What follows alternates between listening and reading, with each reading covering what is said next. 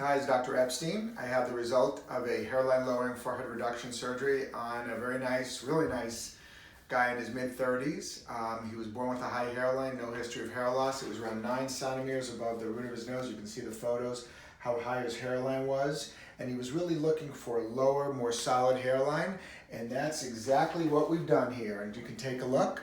Here he is, just really healed up beautifully. He was, at the end of the surgery, he was at 7.3 millimeters above, 7.3 centimeters above the nose.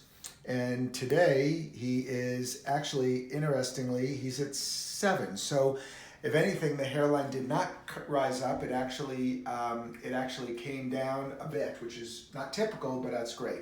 And you can see how nicely I was able to round out his hairline. So it comes down a little bit like that, which is just what he wanted, and then come around this way. He's got a little bit of widening, a little bit of visibility of the scar, and he was a little higher as it was before the procedure on this right side. So what we're going to do today is going to do some hair grafting. Just a little bit, we won't need probably more than 400 grafts just to soften up and cover up that scar. Probably don't even need to do any grafting on the left side, or minimal amount. And we're going to do that by the FUE technique, the 1 by 1, so we don't have to make any incisions in the back of his head. I know he's really happy, so that means I'm happy. Anyway, this is Dr. Epstein. Thank you.